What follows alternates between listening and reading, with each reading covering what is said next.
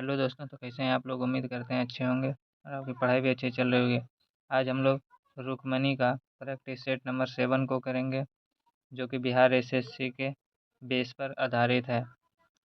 तो इसमें हम लोग 75 जीके जीएस को कवर करेंगे और 75 जो रीजनिंग और मैथ है वो आपको खुद ही बनाना पड़ेगा। इसके लिए आपको टेलीग्राम चैनल को ज्वाइन करना होगा। वहाँ पे आपको फुल सेट मिल जाएंगे देखने के लिए।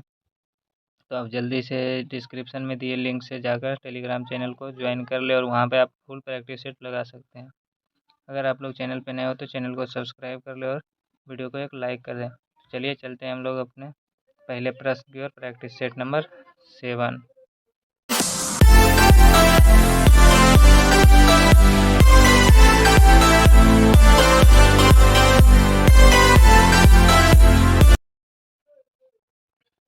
तो हमारा पहला क्वेश्चन है, आईसीसी आईसीसी T20 महिला विश्व कप 2023 डैश देश में आयोजित हुआ तथा इस प्रतियोगिता का विजेता डैश देश रहा। यानी आईसीसी T20 महिला विश्व कप 2023 किस देश में हुआ और प्रतियोगिता का विजेता कौन सा देश था?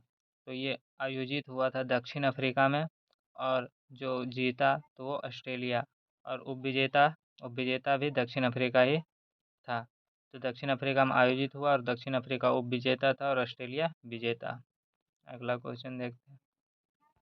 अगला क्वेश्चन है, 26 नवंबर 1949 को अपनाए गए संविधान में कितने अनुच्छेद तथा अनुसूचियां थी?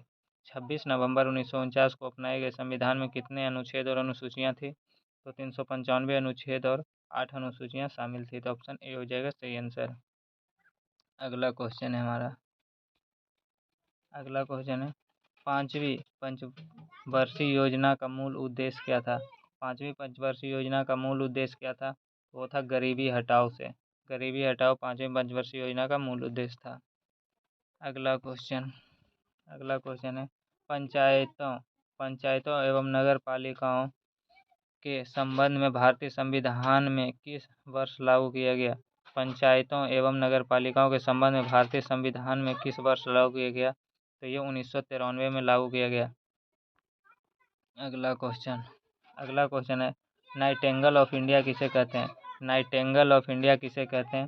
तो Nightingale of India Sarojini Naidu को कहते हैं। Option C. अगला क्वेश्चन है, बिशप बिशप किस खेल से संबंधित है? तो बिशप शतरंज से संबंधित है। Option C. अगला क्वेश्चन है हमारा, भारत की अर्थव्यवस्था को सबसे अच्छे ढंग से किस शब्द में व्यक्त किया जा सकता है? भारत की अर्थव्यवस्था को सबसे अच्छे ढंग से किस शब्द में व्यक्त किया जाता है? तो भारत की अर्थव्यवस्था एक मिश्रित अर्थव्यवस्था है। ऑप्शन डी हो जाएगा सही आंसर। अगला क्वेश्चन है, मिस्र में गर्म व शुष्क हवाओं को क्या कहा जाता है? मिस्र में गर्म और शुष्क हवाओं को क्या कहा जाता है? तो उसे खमसिन कहा जाता है। अगला क्वेश्चन है, भारत रत्न पुरस्कार प्राप्त करने वाले प्रथम भारतीय कौन है? भारत रत्न पुरस्कार का प्राप्त करने वाले प्रथम भारतीय कौन है? वो है सर्वपल्ली राधाकृष्णन प्रथम भारतीय। और नोबेल पुरस्कार प्राप्त करने वाले हो जाएंगे रविन्द्रनाथ टैगोर 1913। अगला क्वेश्चन है हमारा, भारत में मुद्रास्फीति को मापा जाता है। भारत में मुद्रास्फीति को मापा जाता है तो थोक मूल सूचकांक द्वारा। ऑप्शन ए हो जाएगा सही आंसर। अगला क्वेश्चन है, माप तौल की व्यवस्था किसके शासनकाल में लागू हुआ? तो माप तौल की व्यवस्था अलाउद्दीन खिलजी के शासनकाल में लागू हुआ। ऑप्शन सी है। अगला क्वेश्चन देखते हैं। तो हमारा अगला क्वेश्चन है, हाल ही में 10 अगस्त 2023 को रूसी अंतरिक्ष एजेंसी रॉसकॉस्मोस के द्वारा इंटर कॉस्मिक कार्यक्रम के तहत कौन सा मिशन चंद्रयान के लिए लॉन्च किया गया? तो वो कौन था? लूना 25।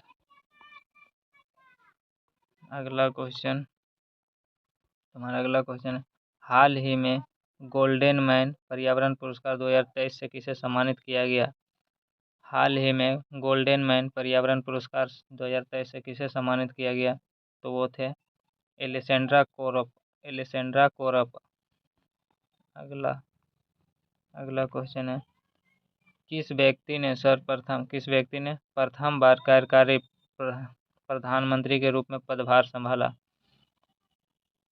किस व्यक्ति ने प्रथम बार कार्यकारी प्रधानमंत्री के रूप में पदभार संभाला? तो वो थे गुलजारी लाल नंदा। Option B, Gulzari Lal Nanda. अगला, संविधान के अनुच्छेद 368 का संबंध किससे है? तो 368 का संबंध है संविधान संशोधन प्रक्रिया से। अगला, राष्ट्रपति एवं उपराष्ट्रपति दोनों पदों की रिक्तियां की उपस्थिति में राष्ट्रपति का पद कौन संभालता है? राष्ट्रपति और उपराष्ट्रपति दोनों पदों की रिक्तियां की स्थिति में कौन राष्ट्रपति का पद संभालता है? तो वो सर्वोच्च न्यायालय के मुख्य न्यायाधीश पद को संभालते हैं जब राष्ट्रपति और उपराष्ट्रपति दोनों पद रिक्त रहता है। अगला क्वेश्चन है हमारा, भारत का राष्ट्रीय ध्वज कब स्वीकार किया गया? भारत का राष्ट्रीय ध्वज कब स्वीकार किया गया? तो ये किया गया था 22 जुलाई 1947 को। 22 जुलाई 1947 को। अगला क्वेश्चन है, सत्यमेव जयते किस रूप में प्रचलित है? सत्यमेव जयते किस रूप में प्रचलित है? तो इसका आंसर हो जाएगा इनमें से कोई नहीं, क्योंकि सत्यमेव जयते को क्या है? तो ये हमारा राष्ट्रीय वाक्य है। राष्ट्रीय वाक्य सत्यमेव जयते। अगला क्वेश्चन है, भारत में टेलीविज़न की शुरुआत कब हुई? तो ये 1959 में भारत में टेलीविज़न की शुरुआत हुई थी। अगला, हाल ही में चर्चा में रहा देश यूक्रेन की राजधानी कहाँ है? तो यूक्रेन की राजधानी कहाँ है? वो है कीव यूक्रेन की राजधानी है। अगला, इंडिया विंस फ्रीडम पुस्तक के लेखक कौन है? तो वह Abdul Kalam Azad, missile man of India. अगला क्वेश्चन, एशिया की सबसे लंबी नदी कौन सी है? तो एशिया की सबसे लंबी नदी यांगटीसी नदी है, जो कि चीन में है। कहाँ है? चीन में यांगटीसी नदी। अगला क्वेश्चन है, निम्नलिखित में से कौन सी ठंडी जलधारा है? तो यह लेब्राडोर की जलधारा। ऑप्शन सी हो जाएगा सही आंसर। अगला क्वेश्चन है, भारत की प्रथम महिला राजदूत कौन थी? तो भारत की प्रथम महिला राजदूत कौन थी? ये विजय लक्ष्मी पंडित। अगला क्वेश्चन, भारतीय संघ के दक्षिणतम बिंदु तथा भारतीय मुख्य भूमि के दक्षिणतम छोर कितने अक्षांश का अंतर है? तो वो है 2 डिग्री अक्षांश। Option A. अगला, लक्षद्वीप समूह में कौन सा द्वीप शामिल नहीं है? तो वो है मरकत द्वीप। Option A. अगला क्वेश्चन है, कांग्रेस के किस अधिवेशन में हिंदी को सर्वप्रथम राष्ट्रभाषा के रूप में प्रस्तुत किया गया? कांग्रेस के किस अधिवेशन में हिंदी को राष्ट्रीय भाषा के रूप में प्रस्तुत किया गया? तो ये बेलगांव अधिवेशन 1924। और इसकी अध्यक्षता किसने की? तो इसकी अध्यक्षता महात्मा गांधी ने किया। अगला क्वेश्चन, चंद्रगुप्त मौर्य व सेल्यूकस निकेटर के बीच युद्ध कब लड़ा गया? चंद्रगुप्त मौर्य और सेल्यूकस निकेटर के बीच युद्ध कब लड़ा गया? तो ये 305 ईसा पूर्व में लड़ा गया था। अगला, कपास की खेती से संबंधित कौन सा विकल्प सत्य नहीं है? कपास की खेती के संबंध में कौन सा विकल्प सही नहीं है? नहीं पूछ रहा है, तो इसका आंसर हो जाएगा तापमान 45 डिग्री से 55 डिग्री आवश्यक है। ये गलत है। इसका तापमान 30 से 35 डिग्री होना चाहिए।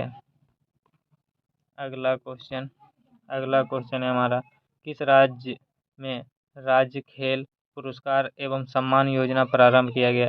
किस राज्य में राज्य खेल पुरस्कार एवं सम्मान योजना प्रारंभ किया गया? तो वो है बिहार। Option C. अगला क्वेश्चन, अमोघ वर्ष प्रथम किस वंश का शासक है? अमोघ वर्ष प्रथम किस वंश का शासक था? तो वो था राष्ट्रकूट वंश का शासक था। अगला है, मोहम्मद गौरी ने किस युद्ध में पृथ्वीराज चौहान को हराया? मोहम्मद गौरी ने पृथ्वीराज चौहान को किस युद्ध में हराया? तो तराइन की द्वितीय लड़ाई में हराया था 92 में 1192 में रायताराइन की प्रथम लड़ाई 1191 जिसमें पृथ्वीराज चौहान ने मोहम्मद गोरी को हराया। अगला, अकबर ने 1569 में कलिंजर पर विजय प्राप्ति की थी, उस समय वहाँ का शासक कौन था? अकबर ने 1569 ईस्वी में कलिंजर पर विजय प्राप्त की थी, उस समय वहाँ का शासक कौन था? तो उस समय वहाँ का शासक था रामचंद्र। अगला क्वेश्चन देखते हैं। तो अगला क्वेश्चन है हमारा, निम्नलिखित में से कौन सा राष्ट्रपति के प्रशासनिक शक्तियों में शामिल नहीं है? निम्नलिखित में से कौन राष्ट्रपति के प्रशासनिक शक्तियों में शामिल नहीं है? तो वो है लोकसभा का विघटन। लोकसभा का विघटन राष्ट्रपति नहीं कर सकता है। अगला क्वेश्चन देखते हैं। तो हमारा अगला क्वेश्चन है, निम्नलिखित में से कौन ऐसे उपराष्ट्रपति हैं जो निर्विरोध नहीं चुने गए हैं? निम्नलिखित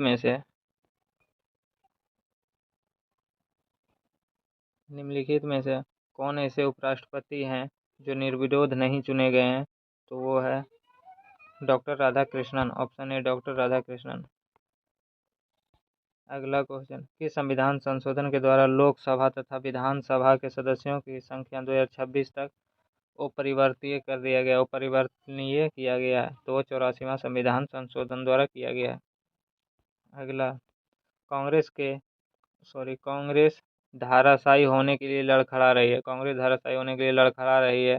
भारत में जब तक हूँ तब तक मेरा एक बड़ी महत्वाकांक्षा यह है कि मैं उसके शांतिपूर्ण निधन में सहायता करूं। यह कथन किसका है? तो यह कर्जन का कथन है, लॉर्ड कर्जन। अगला, मीन कैंप के लेखक कौन है? तो मीन कैंप के लेखक कौन है? वो है एडोल्फ हिटलर, मीन कैंप के लेखक। अगला क्वेश्चन है, बांग्लादेश की सीमा कौन सी भारतीय राज्य को नहीं छूती है? बांग्लादेश की सीमा कौन सा भारतीय राज्य को छूती नहीं है? तो वो नागालैंड हो जाएगी। नागालैंड बांग्लादेश को नहीं छूती है। अगला क्वेश्चन, किस वास्तुकला का पालन शैली अयोध्या के राम मंदिर के निर्माण में किया जाएगा? किस वास्तुकला का पालन शैली अयोध्या के राम मंदिर में के निर्माण में किया जाएगा? तो यह नागर शैली का प्रयोग किया जाएगा। अगला क्वेश्चन है हमारा, रायतरंगिणी नामक ग्रंथ का फारसी में अनुवाद किसने किया? रायतरंगिणी नामक ग्रंथ का फारसी में अनुवाद किसने किया? तो हो गया था मौलाना सौरी, ऑप्शन सी। अगला क्वेश्चन है हमारा, ओलंपिक खेल में भारत का पहला व्यक्तिगत स्वर्ण पदक किसने जीतने वाला खिलाड़ी किस खेल से संबंधित था? ओलंपिक खेल में भारत का पहला व्यक्तिगत स्वर्ण पदक जीतने वाला खिलाड़ी किस खेल से संबंधित था? तो वो था शूटिंग, अभिनव बिंद्रा 2008 में शूटिंग में स्वर्ण पदक जीता था। और कहाँ जीता था? तो ये बीजिंग में। अगला क्वेश्चन, क्रांतिकारी संगठन हिंदुस्तान रिपब्लिक एसोसिएशन के संस्थापक कौन है? तो वह सचिंद्र नाथ सान्याल। और इसकी स्थापना कब की गई? तो इसकी स्थापना 1924 में की गई। अगला क्वेश्चन है, 2 जुलाई 2023 को कृषि और किसान कल्याण मंत्रालय द्वारा बैंकों से कृषि अवसंरचना कोष को बढ़ावा देने के लिए कौन सा अभियान शुरू किया गया? 2 जुलाई 2023 को कृषि और किसान कल्याण मंत्रालय द्वारा बैंकों से कृषि अवसंरचना कोष को बढ़ावा देने के लिए कौन सा अभियान शुरू किया गया? तो ये कौन सा अभियान शुरू किया गया? तो भारत अभियान। अगला है, कालाहारी मरुस्थल क्षेत्र में पाई जाने वाली जनजाति है। कालाहारी क्षेत्र में कौन सी जनजाति पाई जाती है? तो वो है बुशमैन जनजाति। अगला, डैश पर्वतमाला व्यावहारिक रूप से उत्तर और दक्षिण भारत के बीच सीमा का निर्माण कराती है। कौन सी पर्वतमाला व्यावहारिक रूप से उत्तर और दक्षिण भारत के बीच सीमा का निर्माण कराती है? तो है विंध्य। अगला, अगला क्वेश्चन है, बिहार के किस नेता ने महात्मा गांधी के साथ किसान आंदोलन का नेतृत्व किया? बिहार के किस नेता ने महात्मा गांधी के साथ किसान आंदोलन का नेतृत्व किया? तो वो किया था राजकुमार शुक्ल। राजकुमार शुक्ल। अगला क्वेश्चन है, the poverty of political economy. The poverty of political economy, how economics abandon the poor. इस पुस्तक के लेखक कौन है? तो इसका लेखक है मेघनाथ देसाई। अगला क्वेश्चन, अमृत भारत स्टेशन योजना के तहत कुल कितने रेलवे स्टेशन को उनके विकास के लिए चिन्हित किया गया?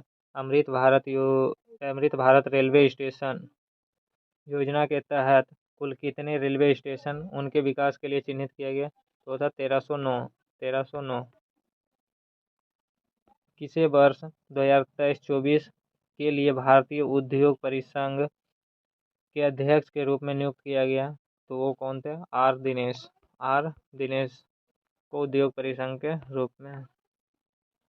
तुम्हारा अगला क्वेश्चन है, जब हम जल के नीचे सुराही भरने के लिए रखते हैं तो जैसे जैसे सुराही भरती जाती है वैसे वैसे हमें विशेष प्रकार की ध्वनि सुनाई देती है, इसका कारण है? तो इसका कारण क्या है? अनुनाद के कारण ऐसा होता है। अगला क्वेश्चन है हमारा, मनुष्य को सबसे अधिक ज़रूरत होती है। मनुष्य को सबसे अधिक किसकी ज़रूरत होती है? तो प्रोटीन की ज़रूरत होती है। अगला क्वेश्चन है हमारा, निम्नलिखित में से कौन सा तत्व ठोस अवस्था वाले उपकरणों के लिए अर्धचालक में डोपिंग एजेंट के रूप में कार्य करता है? निम्नलिखित में से कौन सा तत्व ठोस अवस्था वाले उपकरणों के लिए अर्धचालक में डोपिंग एजेंट के रूप में प्रयोग किया जाता है? तो वो है आर्सेनिक। अगला है, एक्वारेजिया के विषय में निम्नलिखित में से कौन सा कथन सही नहीं है? तो एक्वारेजिया के विषय में कौन सा कथन सही नहीं? तो इसका आंसर हो जाएगा ऑप्शन नंबर डी। इसका पारंपरिक विलयन हाइड्रोक्लोरिक अम्ल और नाइट्रिक अम्ल के क्रमशः 3:2 नहीं होता है, 3:1 होता है। अगला क्वेश्चन है हमारा, किस विशिष्ट जैव रासायनिक अभिक्रिया प्रेरित करने के लिए उत्प्रेरक के रूप में कार्य करने वाले किसी सजीव द्वारा उत्पादित पदार्थ को डैश कहा जाता है? तो उसे एंजाइम कहा जाता है, ऑप्शन बी। अगला, निम्नलिखित में से किसमें विटामिन ए बहुत अधिक मात्रा में पाया जाता है? विटामिन ए बहुत अधिक मात्रा में पाया जाता है तो वो हो जाएगा गाजर।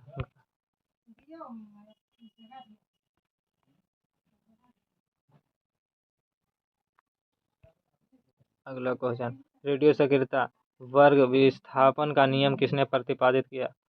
रेडियो सक्रियता के वर्ग विस्थापन का नियम किसने दिया? फजन तथा सोडी। ऑप्शन ए, फजन तथा सोडी।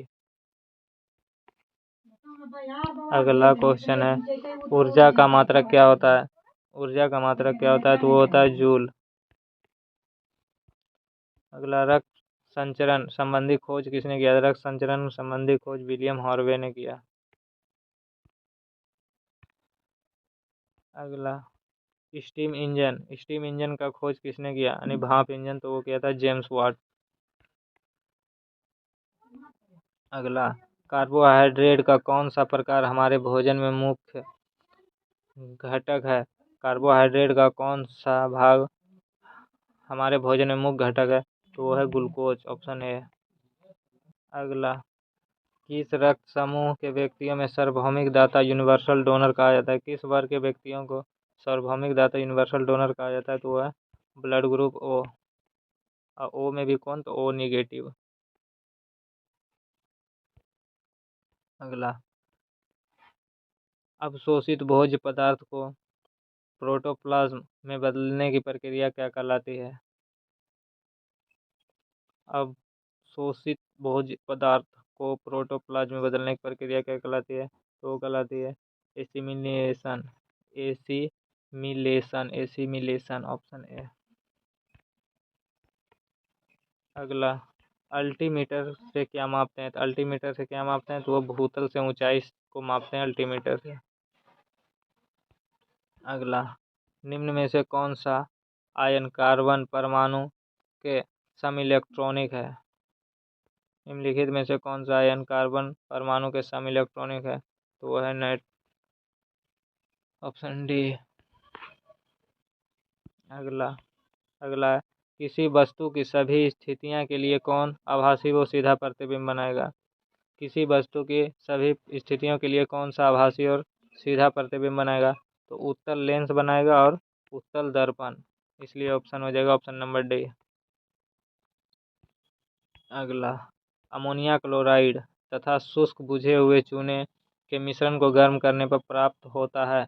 अमोनिया क्लोराइड तथा शुष्क बुझे हुए चूने के मिश्रण को गर्म करने पर प्राप्त होता है, तो वो होता है अमोनिया।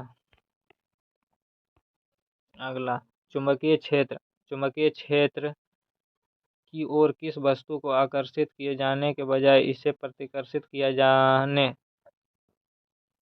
की परिघटना निम्नलिखित में से क्या कहा जाता है? चुंबकीय क्षेत्र की ओर किसी वस्तु को आकर्षित किए जाने के बजाय इसे प्रतिकर्षित किए जाने की परिघटना को निम्नलिखित में से क्या कहते हैं? तो इसे कहते हैं माइसनर प्रभाव। माइसनर प्रभाव, ऑप्शन बी। अगला है, सेल्सियस, फ़ारेनहाइट तथा रोमन पैमाना निम्नलिखित में से संबंध है। सेल्सियस, फ़ारेनहाइट तथा रोमन पैमाना के बीच संबंध है, तो हो जाएगा ऑप्शन सी।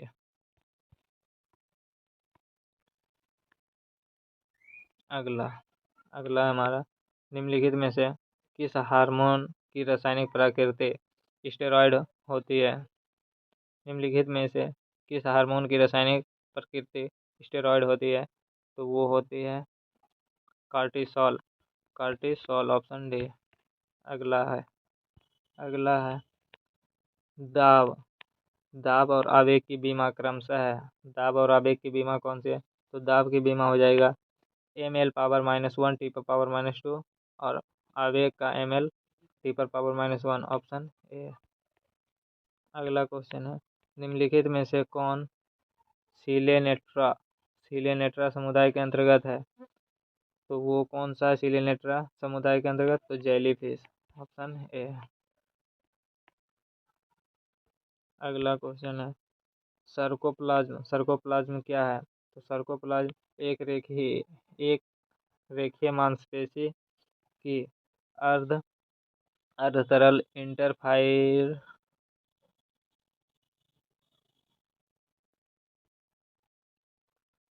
तो ये है रेखीय मांसपेशी की अर्धचालक इंटरफाइब्रिलर पदार्थ, ऑप्शन ए। अगला क्वेश्चन क्या है? तो अगला क्वेश्चन है, उपस्थित होता है उपस्थित क्या होता है कार्टिलेज? तो वो एक सघन तरल उत्तक होता है, सघन तरल उत्तक। अगला अगला क्वेश्चन है, रासायनिक तुल्यांकी W तथा विद्युत रासायनिक तुल्यांकी Z के पदों में फैराडे नियतांक F बराबर होगा। F बराबर W/Z, F बराबर W/Z, ऑप्शन बी। तो हमारा सेशन यहीं पे समाप्त होता है। आप लोग को 75 क्वेश्चन को करा दिया गया है। अगर आप लोग को वीडियो पसंद आए तो वीडियो को लाइक कर दीजिए और अपने दोस्तों और ग्रुप में शेयर कर दीजिए।